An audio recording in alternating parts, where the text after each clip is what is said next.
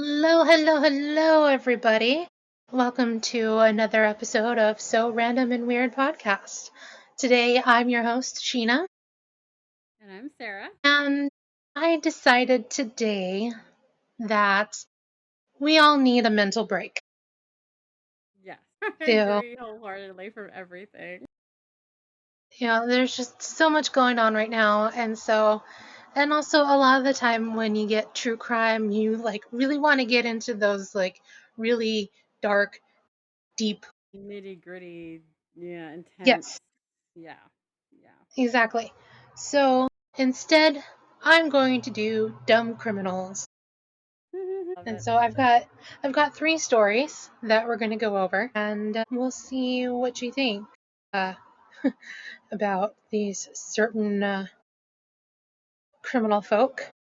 Maybe it's a I've good been thing what happened. I've been so excited to hear that because my dad and I used to love dumb criminal stuff. He would sometimes write his column about stupid criminals. His weekly column, he would sometimes write about them and like different stories he read and things and we just used to love like going over these things and just like cracking up at these people and like you just sometimes you just have to wonder like what are they thinking like really like do you think this was a good idea like, to get in the mindset of these people it's like I yeah so I'm stoked I'm stoked. Well, actually, it's kind of funny. The first story that I'm going to go over actually goes into an actual psychological study that was because of this. Sweet, that's So, awesome. yeah. So we're going to go to where your story was based last time, Pittsburgh, right, January 6th, 1995. Well, it's a Wednesday afternoon, cold, gray, Pittsburgh in January. You know how it is. I mean, everywhere. It's all gray and gloomy and cold. Yeah. And two guys are getting ready to rob a bank. Now, bank robbery is not an uncommon crime. People have been doing this since banks existed. And over the years, criminals have developed a pretty standard playbook on how you do it without getting caught. You wear a mask, you keep your head down, you avoid the cameras, basic stuff. And then these two guys had a different approach. Their names were MacArthur Wheeler and Clifton Earl Johnson. And their master plan was lemon juice. Lemon juice. Okay, Yes. intrigued already, continue. So here's how it happened. Clifton Johnson, at some point before all of this, had read about invisible ink. Specifically, he learned that if you write on paper with lemon juice and let it dry, the writing becomes invisible. You can't see it at all until you hold it up to a heat source, at which point the juice turns brown and the writing appears. Which this is a real thing. We did this as kids, in Mm-hmm. class. Yep. And so, you know, but here's where he went wrong. Catastrophically wrong, profoundly wrong, was that in his next logical leap, which was if lemon juice makes ink invisible on paper, the lemon juice will make my face invisible to security cameras. Sure, why not? Let's leap to that conclusion. My God. Okay. And that's it. That's his whole theory. Invisible ink equals invisible face. So so he likens his face to paper. Like the ink and he likens his facial chemistry with that on ink and on paper. Yeah. No, continue.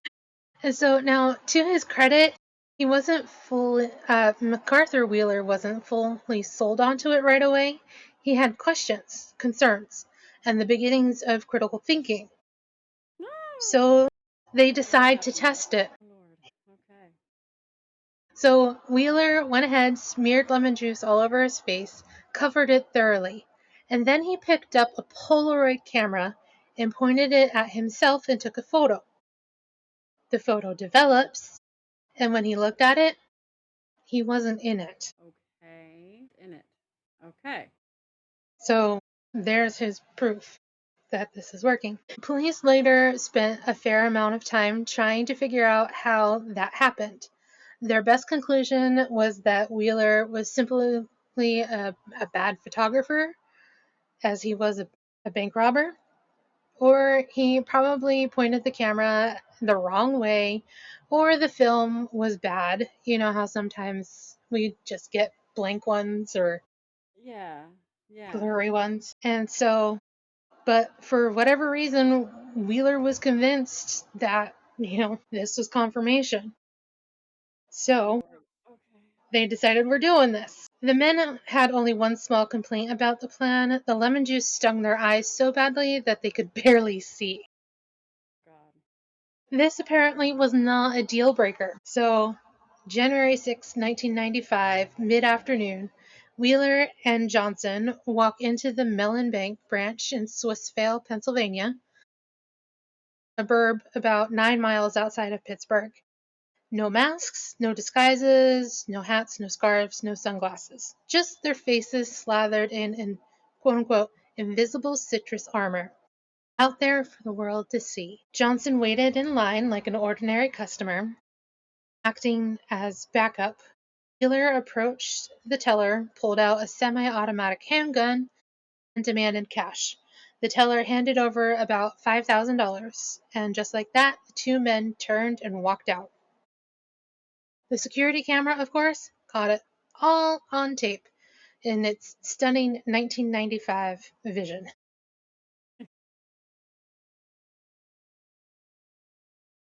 But But Wheeler and Johnson didn't know that. As far as they were concerned, those cameras had captured nothing but empty air where their faces should have been. The plan had worked. They were ghosts, criminal masterminds. So naturally, riding that high, they went and robbed a second bank the same afternoon. God. Two banks, one day, completely not invisible. So No. at 5'6" and 270 pounds, MacArthur Wheeler was not a man who blended into the background. The security cameras got a good crystal clear image of his face because he was not in any sense invisible. Johnson was arrested 6 days later on January 12th. Detectives connected him to the robberies quickly and also tied him to two unrelated heists from the previous year. He was done for. Wheeler managed to stay out of the sight for a few months. But then April rolled around, and Pittsburgh Crime Stoppers aired Wheeler's security camera footage on the 11 o'clock news. Clear as day, full face, unmistakably him. Tips started flooding in almost immediately. Just after midnight, police were knocking on his door. He denied it, of course, said it wasn't him, figured they didn't have anything on him. And then the detectives pulled out the photographs. Sorry, I'm just imagining his face. Here's a photograph of you. Here's a still from the camera. And of course, he sits over here and he's looking at them in genuine disbelief. And then he said the words that would eventually end up in a psychology textbook. But I wore the lemon juice. I wore the lemon juice. Which was not a denial, not a deflection, just pure heartbroken confusion. The juice was supposed to work. He had tested it. A Polaroid said so. Detectives looked into it. They concluded he wasn't delusional. He wasn't on anything. He was just, and I say this with a kind of horrified awe, genuinely, completely, unflinchingly wrong about how the lemon juice works. So he was truly baffled that he was not Mm. invisible. Mhm.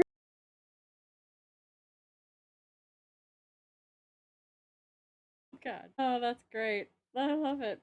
I love it. Gee, what went wrong? I have no idea. Oh my God. Wheeler was sentenced to over 24 years in prison. Jackson, who testified against him, got 5. And that honestly could have been the end of the story. A strange little footnote note in Pittsburgh criminal history, a weird one for the cops to tell at parties. But it wasn't the end. A year later, in 1996, a brief mention of the Wheeler case appeared in the World Almanac. Just a few lines, weird story, dumb criminal, lemon juice, you know the rest. A Cornell University psychology professor named David Dunning happened to read it, and something about it wouldn't let him go. Not the lemon juice part, though. Yes, obviously, that was an idiotic thing. But what haunted him was a different question, a deeper question. It wasn't how did Wheeler not know what that lemon juice doesn't make faces invisible. It was how did Wheeler not know that he didn't know? Think about that for a second. Wheeler wasn't just wrong, he was confidently, completely, serenely wrong. He walked into those two banks like he owned it because he thought he had the perfect disguise. But yet he walked in there with no disguise and he felt safe. He tested his method, got a result that confirmed what he wanted to believe, and never once thought to question it further. He didn't know enough about photography, chemistry, or basic logic to realize his test had been proven wrong. Because he wasn't proven wrong, according to all of his tests. He had no way of knowing he didn't know them. Dunning framed it this way. If Wheeler was too incompetent to be a bank robber, maybe he was also too incompetent to recognize that he was too ignorant to be a bank robber. His ignorance was protecting itself. The idea gripped him. So Dunning teamed up with his graduate student Justin Kruger and designed a series of experiments to test it. They took Cornell undergrads and tested them on logic, grammar, and, I love this, humor. Because what's a test of intellect? Humor. The ability to recognize what's actually funny is what they were looking for. So then they asked each student to estimate how they thought they scored and how they ranked compared to their peers. The results were consistent and genuinely unsettling. The students who scored in the bottom percents, the ones who performed the worst, overwhelmingly believed they'd done well. Not just okay, well. They rated themselves as above average. Some rated themselves as significantly above average. Meanwhile, the students who scored higher tended to underestimate themselves. They assumed everyone else had probably just done as well or better. So Dunning and Kruger published their findings in 1999, and the conclusion: incompetent people suffer a double burden. They reach wrong conclusions and they lack the ability to realize they've done so. AKA the audacity. So, yeah. So what it is that their incompetence robs them of the very tools that they need to recognize it. That paper became one of the most cited psychological studies ever published. The concept entered popular culture. It became shorthand used in business, medicine, politics, education, the internet, and every dinner table argument you've ever witnessed. The Dunning-Kruger effect. All of it. Every meme, every think piece, every time someone smugly invokes it in an argument, traces it back to one man in Pittsburgh who rubbed lemon juice on his face and took a bad Polaroid and decided he was untouchable. So, and according to David Dunning, the first rule of Dunning-Kruger Club is you don't know you're a member of the Dunning-Kruger Club. Yeah, so now we know where the audacity comes from. Unbelievable. Love it. I absolutely love it. And now I want to sit with something before we move on. Because it's easy to hear this story and just think, wow, what an idiot. And like, yeah, that lemon juice thing, like, really? But the reason this story resonated enough to launch a 25-year psychology conversation is that Wheeler isn't exactly an anomaly. He's an extreme. There's a spectrum here, and we're all on it somewhere. Every single one of us, at some point, been completely confident about something that we were completely wrong about. Every single one of us has done our version of the Polaroid test, gathered evidence that confirmed what we wanted to believe, and stopped. asking questions. The difference between MacArthur Wheeler and the rest of us is usually just the stakes and the honesty, and sometimes luck. The researchers noted that the phenomenon shows up everywhere, including high profile fields like politics and banking, our current administration, Mm-hmm. which, yeah, look around and you'll see it. MacArthur Wheeler robbed two banks, got caught inside of 4 months, went to prison for nearly 25 years, and in doing so, accidentally gave us one of the most useful frameworks in modern psychology for understanding human overconfidence. Terrible bank robber equals accidental pioneer. And somewhere out there, the ghost of the blank Polaroid haunts him still. So, Oh, weird. His stupidity cost him what 25 years mhm, of his life in prison. yep, I just the one can be so confident about something that's so wrong. I mean, yeah, I mean, I guess we all have been confident. I hate to say, but I don't want to say it, but I mean, it wasn't like over like stupid stuff for like at least most of us, you know. Like it wasn't like, oh, lemon juice will make me invisible.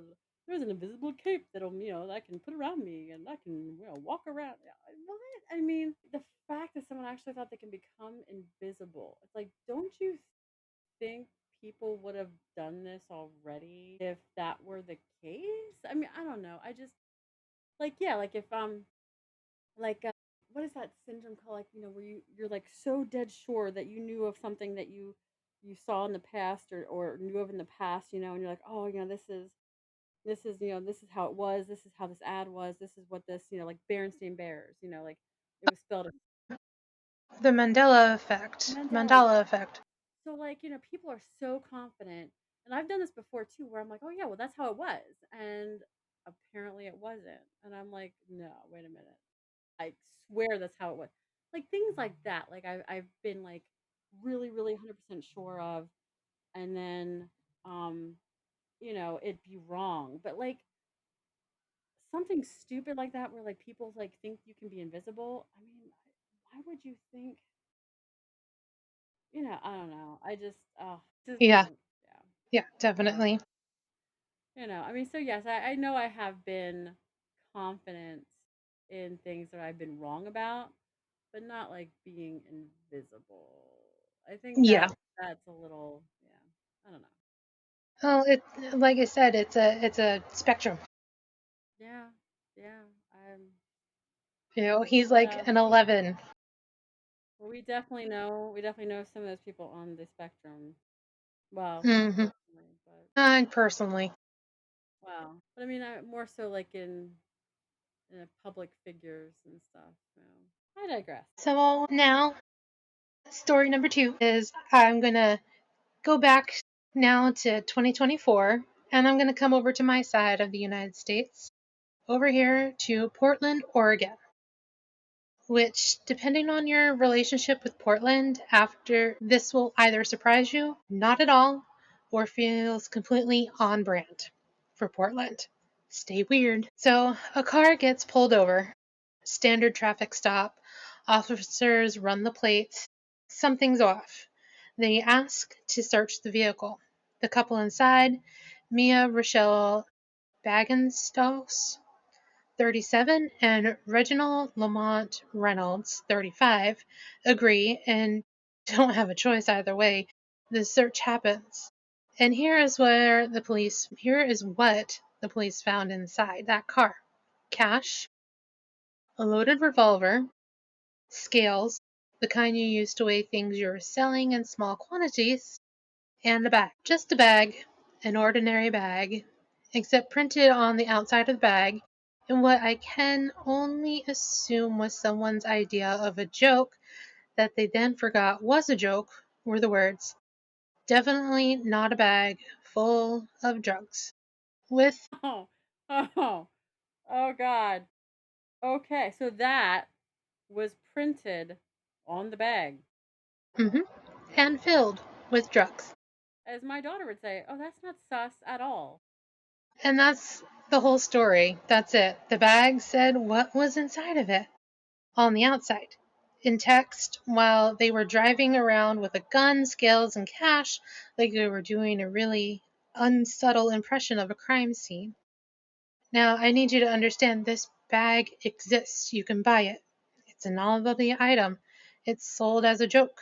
Someone at some point looked at this bag in a store or online and thought, that's funny, purchased it, brought it home, and then some time later, and at some point later, thought, you know what?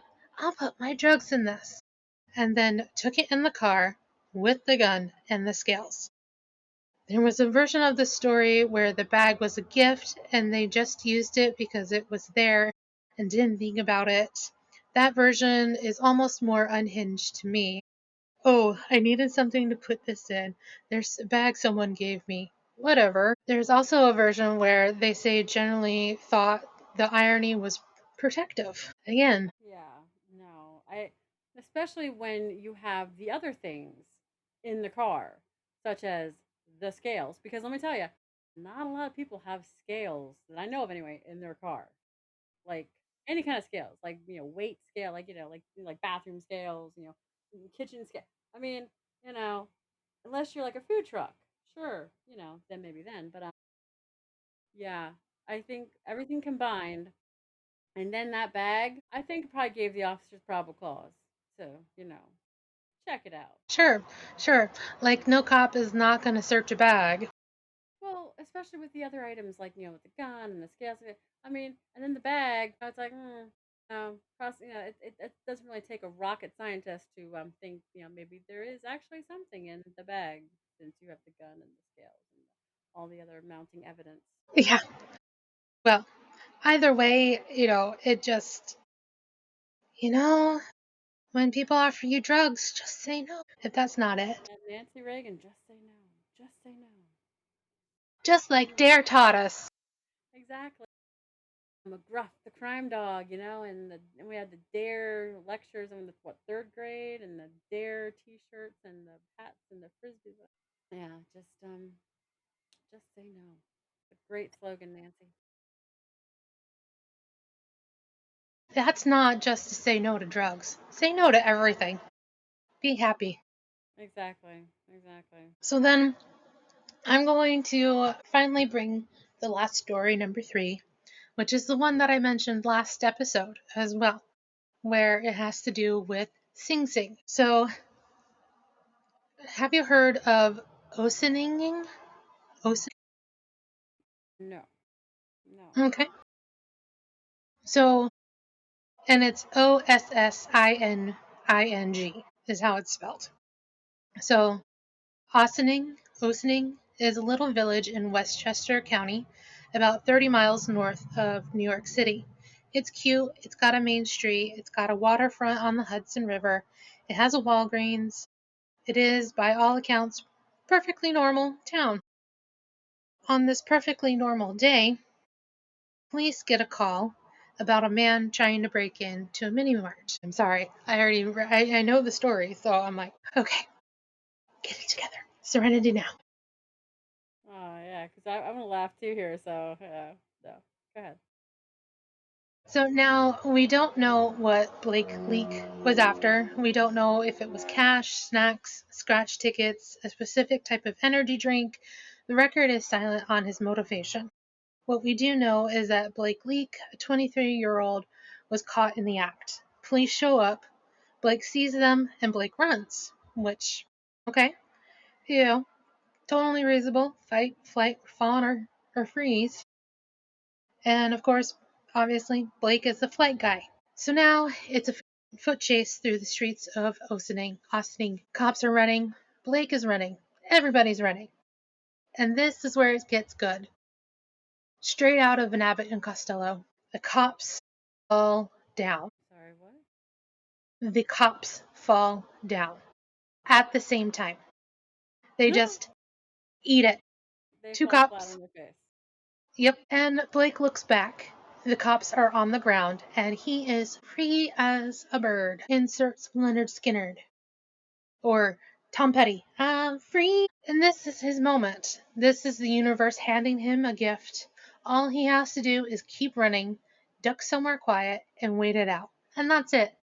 So Blake, seized with the survival instinct of a man who just watched two police officers take a simultaneous tumble, makes a decision. He spots a large building nearby. Big walls. Looks like a good place to hide. He runs toward it and ducks onto the grounds. And I really need you to let this next part sink in. The building was the Sing Sing maximum security prison. He ran into a prison to hide from the police. Why not? Right? Wow. That's A guard, yeah. so. uh, so what? Okay, what happened next? So here it is. He had it all. The cops were doing their own comedy routine.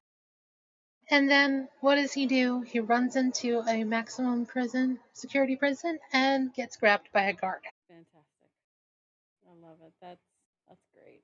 And That so, really takes some smarts there. How does he even yeah. do that? I mean, like, there's like signs and there's like walls and I mean, like, what? I mean, gates for God's sakes. Like, what the heck?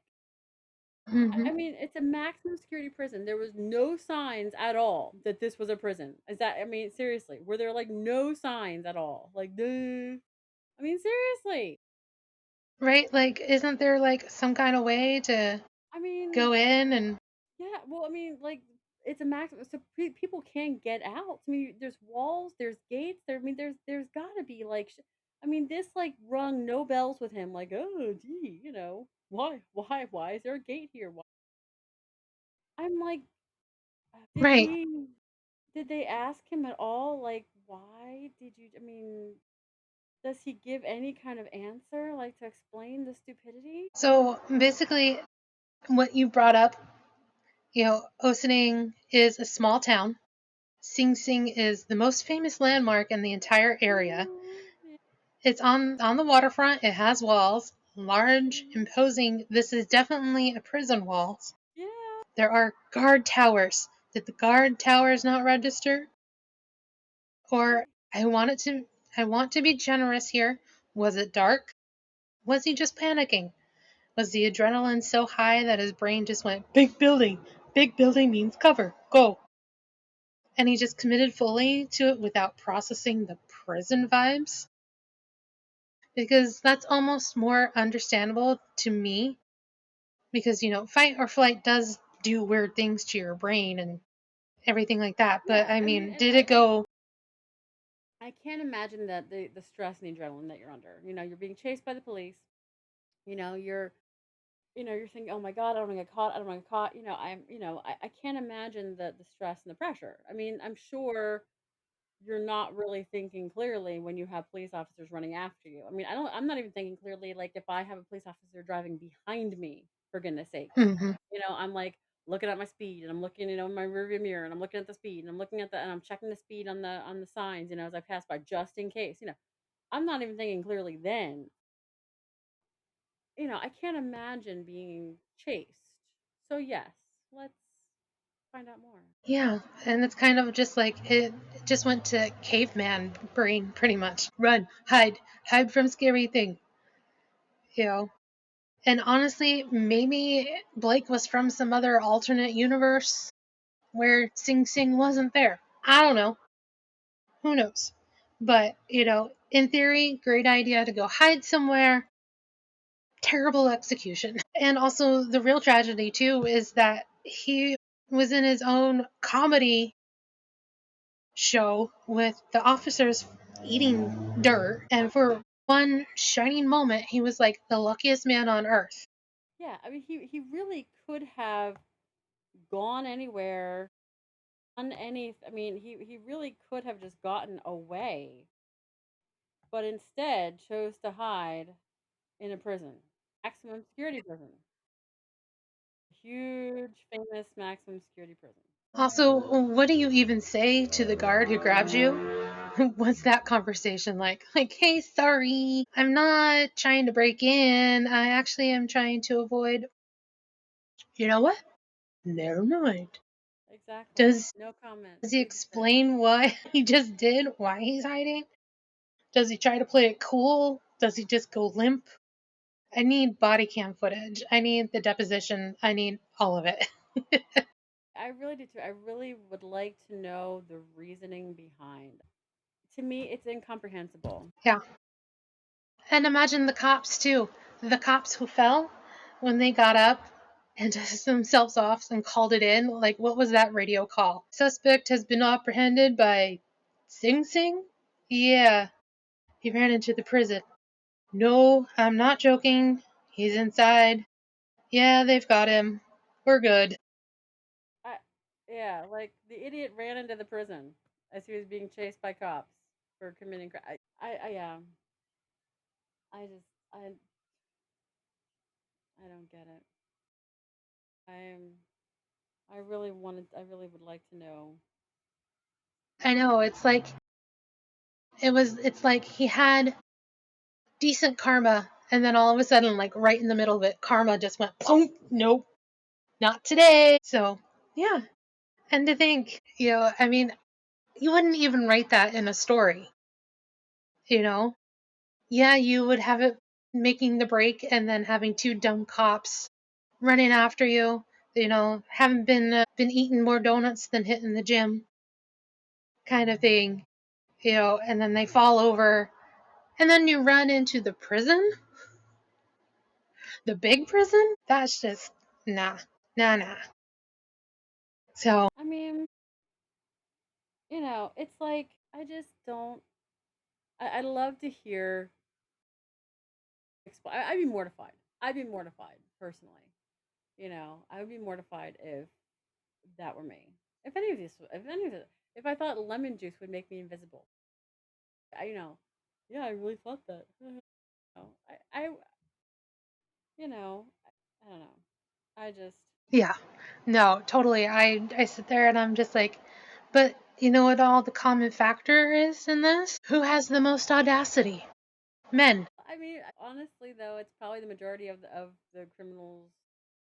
I mean, not that women aren't criminals. I mean, it's just I think the majority of criminals that are caught tend to be men. I don't know the statistics on it, to be honest. I've not done any research, but I mean, I just feel like it's unfortunately the majority, the vast majority of criminals tend to be men. Yeah, but also the Dunning-Kruger. Those who don't know think they know. Yeah. So I mean, but it's definitely funny to hear the stories and the idiot. And I actually had a couple of cases that I looked up as well. I didn't know if I could share some of Sure. them. I just want to be Judge Judy with these people and just be there and be like, "What? Are you that stupid?" Yeah. I mean, I just yeah, they're definitely. So I was reading about. Sorry, I want to pull up my notes here. About and these were kind of like in Britain, in England. I just kind of looked up. So a retired couple from Lancashire returned home from a holiday in 2014 to discover a burglar fast asleep in their bed. Martin Holby and Pat Dyson were amazed to find the intruder, and I'm not going to say his name because it is like I don't know if it has J's and K's and it ends in ski, so it's got SKI. So I mean, who knows? Maybe Oh, it's got to so be like Polish. Polish or something. I don't know. But he had done their dishes. He had washed his underwear and even bought some groceries. Miss Dyson That's said their house wasn't too tidy when they went away, but the burglar, who was originally from Poland, so yes, moved to Leeds. He had kindly tidied up the house as he was I there to mean, rob it and sleep there and wash his underwear. They said he did burn an old saucepan, but that happens, she said. The intruder, then 28, he admitted to the burglary and was given a 2-year conditional discharge in order to pay £200 for the costs. There was an armed robber whose name was Andrew Hennels. He was caught after he boasted on Facebook about his plans to raid a supermarket in a post which included a selfie, a picture of a knife, and the words, "Doing Tesco over." Police caught him 15 minutes later with the knife and 410 pounds in cash stolen from a Tesco grocery store in Kings Lynn, Norfolk. He was jailed for 4 years last April. And then I'll do one more here. Two Welsh tourists landed themselves in court in 2012 after they got drunk and stole a penguin called Dirk Yeah, from I SeaWorld heard about in this. Australia. Yes, I heard about that. Reese Owen Jones, 21, and Carrie Mules, 20, from South Wales broke into the park on Queensland Gold Coast, swam with the dolphins, and let off a fire extinguisher in the shark enclosure before making off with poor Dirk. When they woke up, hungover and with the flightless bird in their apartment, they tried their incompetent best to care for him by feeding him and putting him in the shower. They later released Dirk into a canal, but were spotted by locals who called police. The magistrate fined them 1,000 Australian dollars, equivalent to about 637 pounds at the time, which of course to me means nothing, each, and told them to drink a little less vodka. Dirk was rescued and returned to SeaWorld unharmed. So happy ending for Dirk. Yeah, Stupid but ending I for these mean, people. the thing is too is like, where are the security for the birds? Like, not Yeah. anybody can just walk in there. They shouldn't be, anyways. One has to wonder what kind of security was involved. I really don't know. But yeah, I, I mean these people it's swam with the I mean did no one notice them? I mean did this happen at nighttime? I didn't research it cuz I was just looking up stupid stories. Um yeah, it makes you wonder like, huh? Yeah, because I'm like, and the shark tank would be the last place I would go. Yeah. Oh, let's go to the sharks. Yeah. No. I never really had a fear of sharks until I went to SeaWorld. So, Yeah. Yeah. But yeah, I had I'm sorry. I feel like I had to contribute. no, thank you. I didn't know how long this was going to run, so because I found three stories and I was like, okay, I got three stories, that should be good enough. And also I enjoyed having a few that were not local. You inspired me to take a peek because I like I said I love looking this stuff up with my dad and talking to him about it and when I was younger and it brought back kind of memory. I don't want to say like good memories, but I mean brought back memories because I mean my dad and I had a lot of good times like researching like reading about these stupid these people who made really stupid choices. I mean I don't want to call people names. I really don't. I I don't want to will. say people are stupid. Stupid. Yeah. Well, they make these choices, and it makes you just wonder, like, why? Like, what's going on in the head that makes you think to do this or want to do this? Right? I mean, elementary school stuff. Because you would think that adults would know. I mean, children would know better. I mean, well, at least you think. It just makes We'd you hope. worry about society. Oh, yeah, But I mean, it does definitely. also make me realize that Darwin's theory of evolution so true, Yeah. so true. I'm just Yes. weeding them out, weeding Yes, them out. please. Yeah, so let's see here. I spun the wheel Okay. and I got free space. Ooh, I have not gotten a free space yet. This is my first one. nice. So, and I have a good idea because I love the etymology of words and phrases. So, like when I was reading about the Sing Sing prison, it gave me some information that the town that Sing Sing is in was originally called Sing Sing, but they didn't want to be associated with it per Okay. se. Okay. So that's how it became the Ossining instead of Sing Sing. But when they went to, and so when you hear the term up the river, actually comes from Sing Sing because they're going upstream to Sing Sing, up the Hudson. Okay. All right. That is interesting. I like that. Yeah, it's a good idea. I So mean, I think, I do understand that. Like, you don't want to really be associated with what's around you. So, yeah. yeah, so that's what I'll probably do. Find some words and some, because there are just certain things that you're like, well, where did that come from? Yeah. Yeah. I like that. That's a very creative idea. And then you're up next week, Mhm. and I am doing, well, as you know, I love history. And since I have paranormal, I thought I want to do something about ghosts and history and things like that. And so I thought, okay, you know what? How about there's a lot of scary things right now coming out of the White House. So I figured let's look at ghosts of the White House and paranormal Abraham activity Lincoln. in the White House.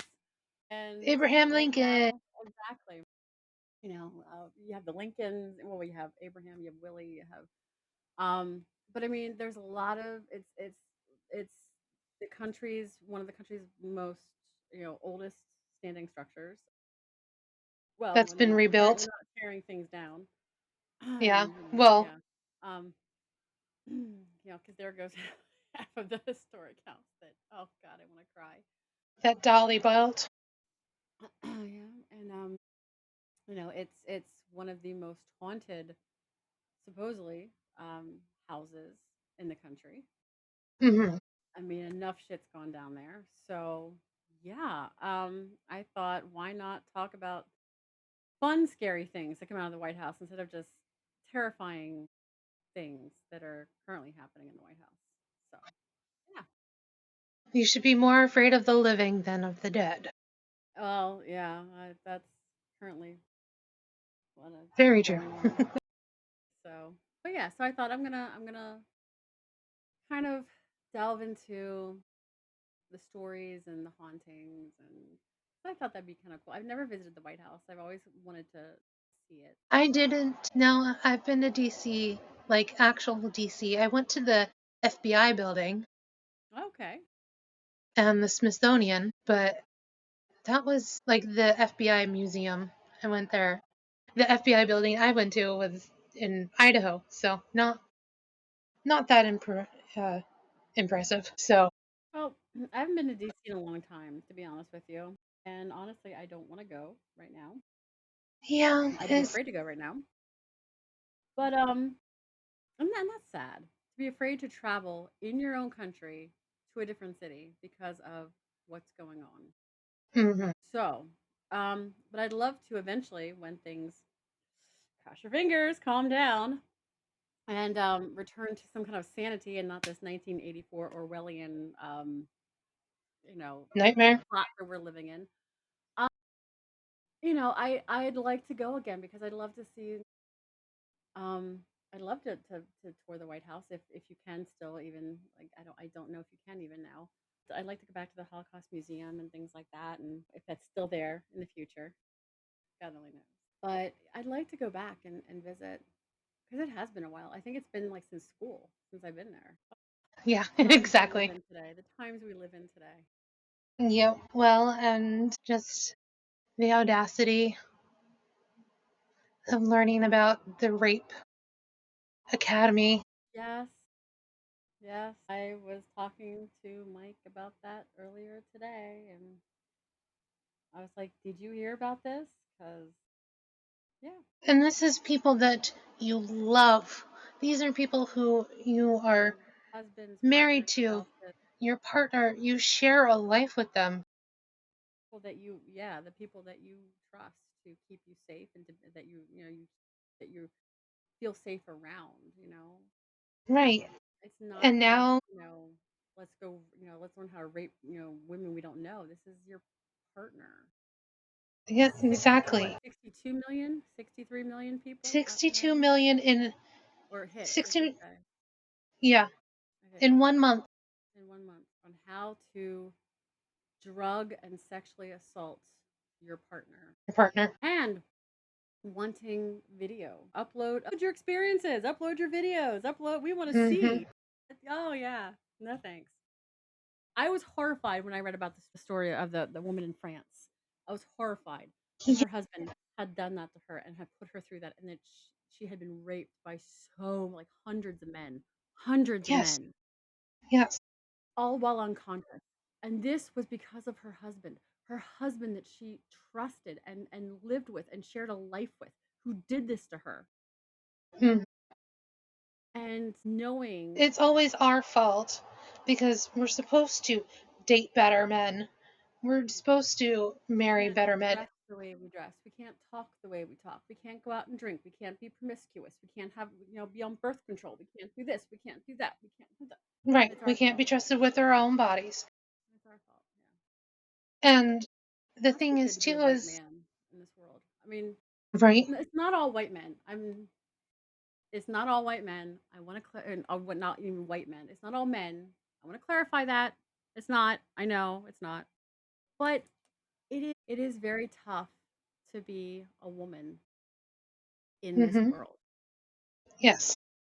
Not just this country, but this world. Hmm. It is. Because here's the thing, men don't have to sit there and think, oh God, I'm getting off of work and it's dark outside and Mhm. my car Who's is three around? blocks away. Yeah.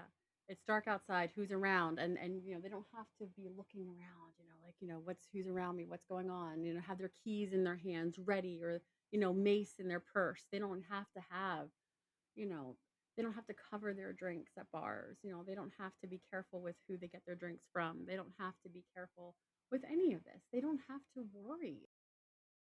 Right. And that's the thing is like, men have such a lot of men have the audacity to sit here and to be like, well, this is some people's fantasies.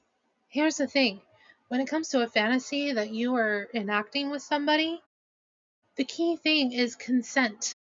Exactly. I mean, And now, I'm not here to police people's fantasies. I mean, yeah, I mean, force can sometimes be a fantasy, a kink that that you want to act out with your partner. But the thing is, both people need to be involved with that. Both people need to know what's going on. Both people need to say, yes, this is what we want to do. These are the rules, our limitations, our safe words, whatever. You work it out as a couple. This is hmm not just one person enacting it on their partner, because that is not a hmm fantasy. no, no, that is retribution, that is hate, that is It is, disgusting. yeah, it is power. It is power. Rape is not about sex, it's about power. It's about men wanting to overpower women, about wanting to show the power they have over a woman, a situation, whatever is going on in their minds, or in their lives at the time. They feel like they need to conquer. They need to have power over something or someone. So it's not Hmm. about sex. It's not about sex. It's about dominance. And Yes. I don't know. I don't know why. Like, I don't know. Is it because they don't feel they have the power in their lives? Does it feel like, does it feel like, are they being, what is the reason? I know it's dominance, but why? Like, they have so Hmm. much power in, at least in this country as it is. Like, to be, I'm going to say white, but to be a white man in this country, you are very privileged. You know, Black men have a hard time, or a harder time than white men do. Hispanic men, Asian men, minority men they have it good, but they don't have it as good as the white men in this country do. So it is, to be a white man in this country, you're very privileged. And so I really truly don't understand the reasoning behind this feeling of wanting to dominate, of this fear of, is it fear that women are going to that women are smarter than they are? Is it fear that women are going to come into power and like we're going to what? Ruin the Well, country? What is the reasoning? a lot of the thing with like people who are upset about how people want to have the matriarchy back, which please, please, is that men are afraid that the matriarchy would treat them the way the patriarchy has, Hmm. instead of being everybody on an equal footing, which is what the matriarchy is, and that's how it's always been on it. Because even when you've had, the native peoples of areas that have had matriarchal, it wasn't just women, it wasn't just men, Hmm. it was a mix of everybody. But also, I found this one post somewhere, and I know I put it up on my Facebook, but it was like how there was a study done where they gave a male primate, I think it was an ape, I'm not sure, he would get a banana every Yes. hour. And the female would get And two then bananas. no, the female would get one banana every 4 hours. Okay, yes. And he got But it every then 2. Yeah. he got, but he still got his banana every hour. But then they decided to shorten the time.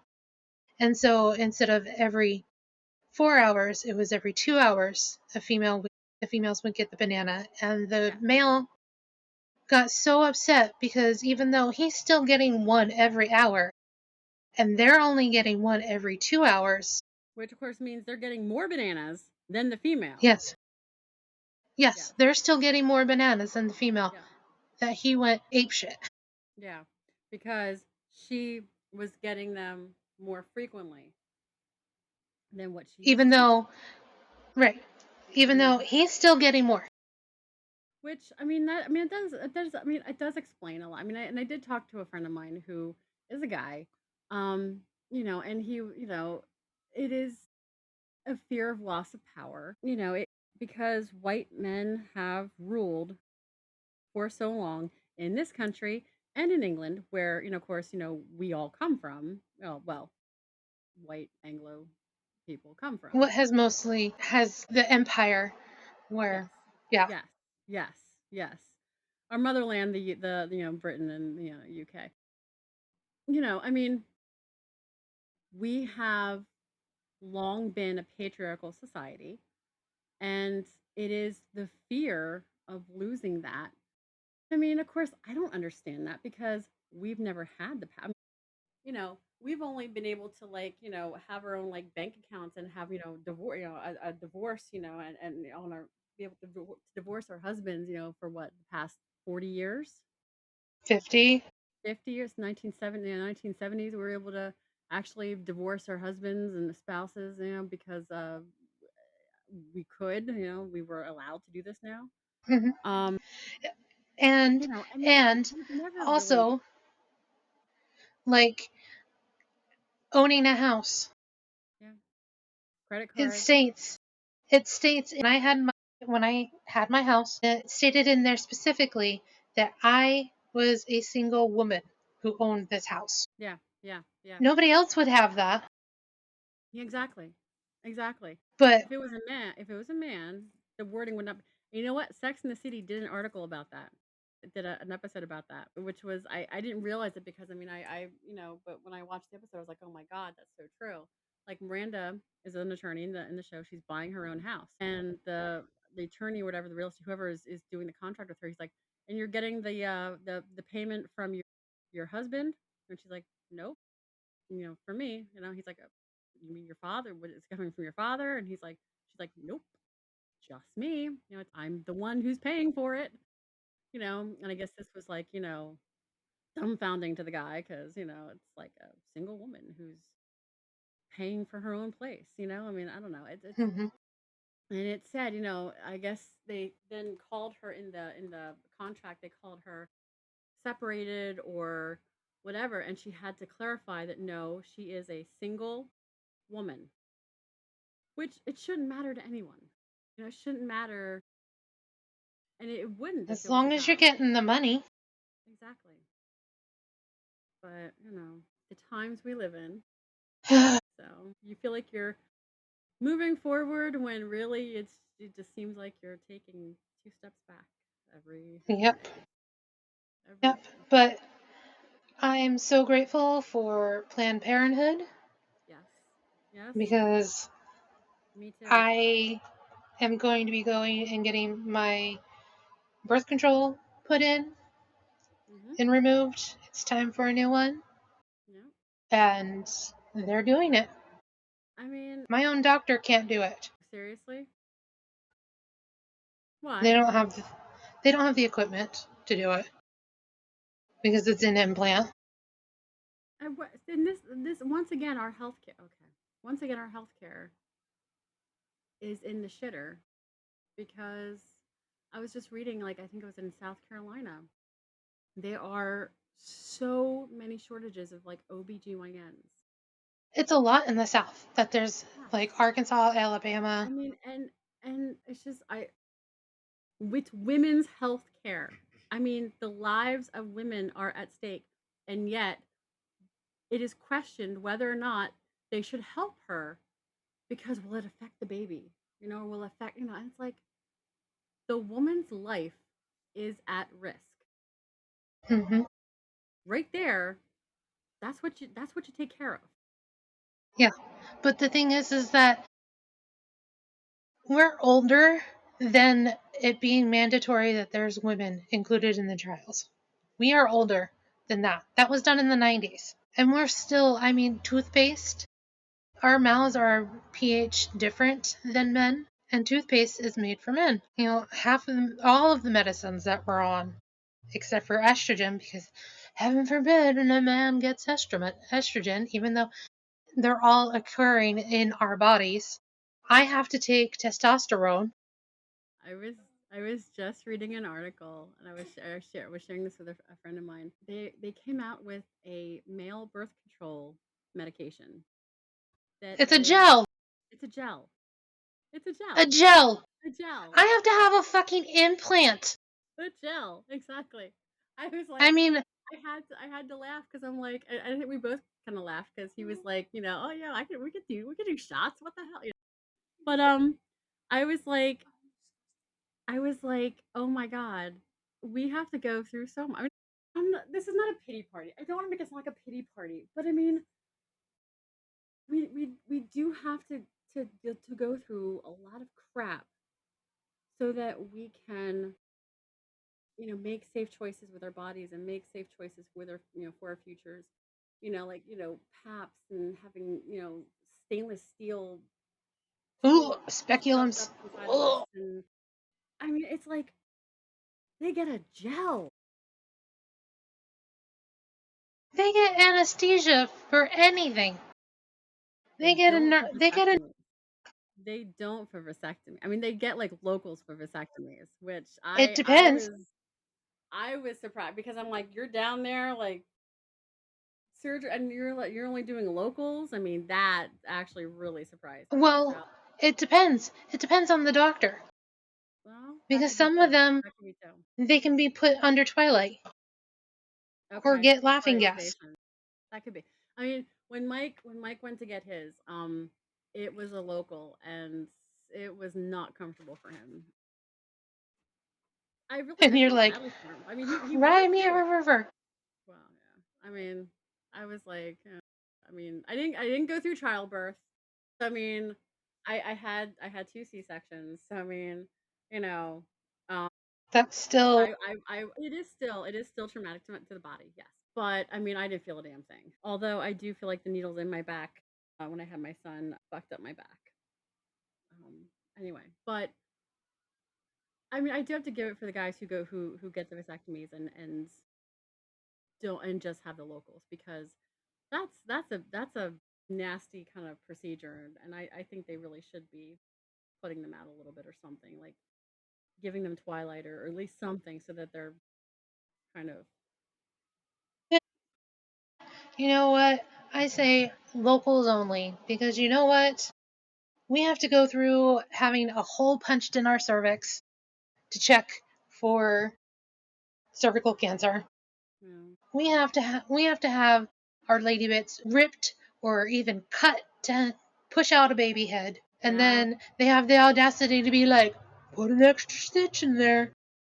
Mm, we have to do the whole birth part. They get to have fun. Oh yeah, Mike And wasn't. I mean, Mike wasn't even there. Like he went home to sleep, and I'm there in labor and delivery, and I was like, of course, not really able to sleep and miserable and hurting, and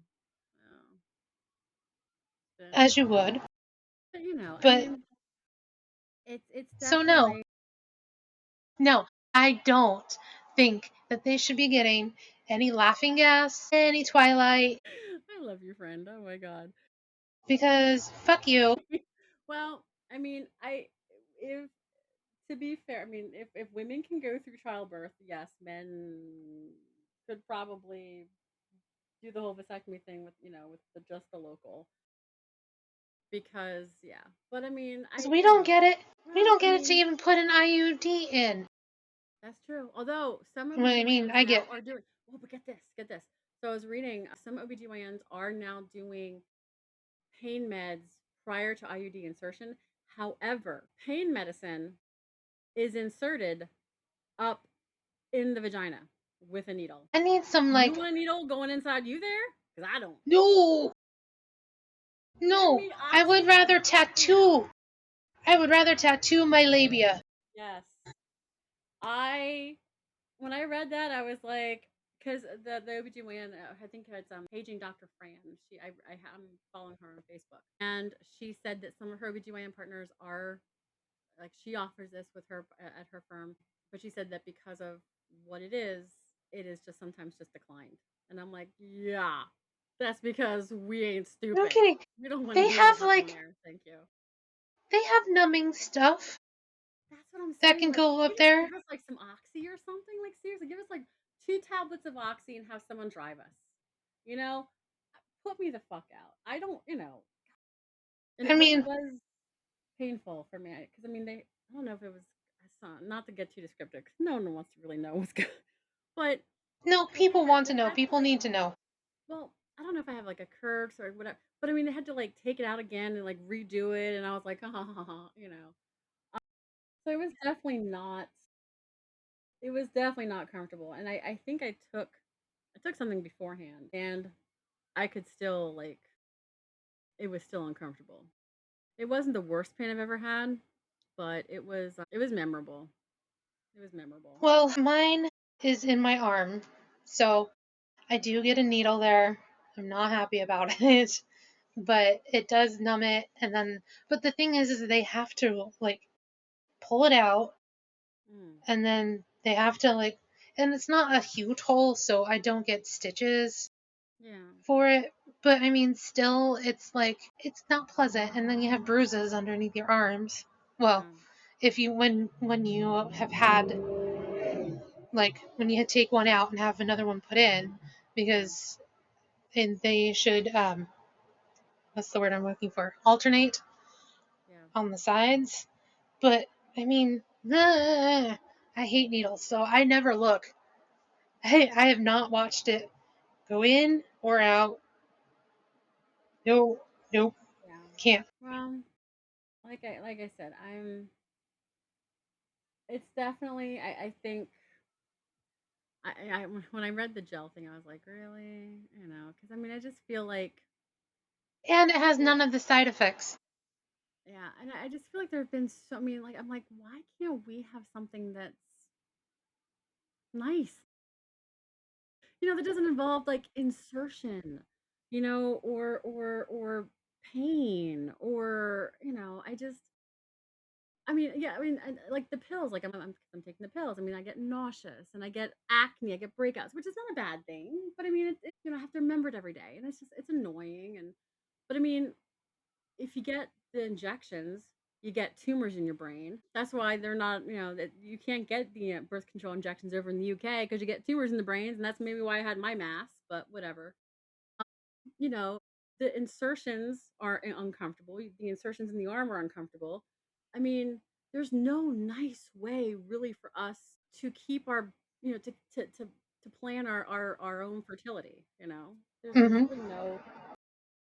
Yeah, and for somebody like me who definitely does not want to have children at all, I would love the option to have a hysterectomy Exactly. because, I don't want to And have yet we be give a a. hard time if we go in at a certain age and do that and request Mhm. that.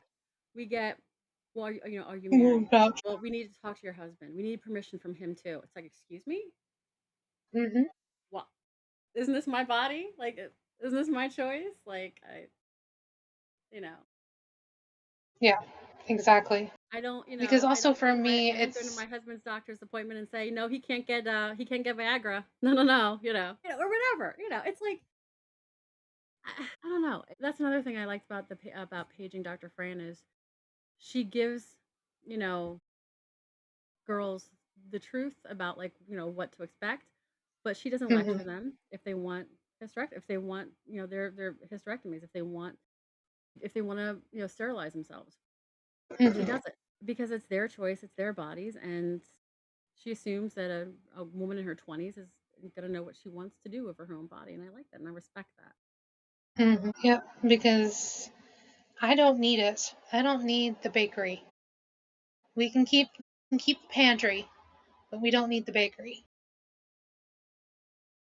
And even now, it's questionable because the pantry's starting to get a little low.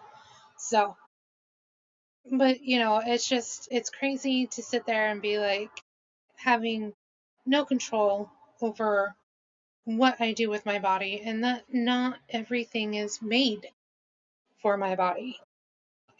It's made for somebody else's body, and then we just get to sit along and be like, okay, So yeah, well, that's my rant. I was gonna say, I think we need to jump off the soapbox. I mean, it's. I could definitely keep going because, but I mean, I don't want to turn this into like a male bashing thing. It's really not. It's No. just I don't understand why we make men so afraid. I don't understand that. I don't understand why they feel like they need to control everything we do. They need to control what we wear, how we feel, how we think, what we do with our bodies, what we do with our lives. And I don't understand that. And I wish I did. I truly wish I could understand why, because then I don't know. I don't think I would like it any more or less. I just would like to be able to understand it, I guess. Yeah. I don't care what men do with theirs. I don't care what they wear. I don't care, if they get vasectomies. I mean, I don't fucking care. You know. Yeah. Yeah. All right. Well, we want everybody to like and share us. Bring a friend. Yes. Um, we're just out here for the masses, and we're waiting for you. So give us your stories. Give us your true crime stories. Give us your crazy paranormal stories. Your oh my god, this happened to me. Whatever Weird, it is. strange, funky crap happened to me. Yeah. Yes, Yeah. because Whatever you want to share. We're yeah. here. We want to listen.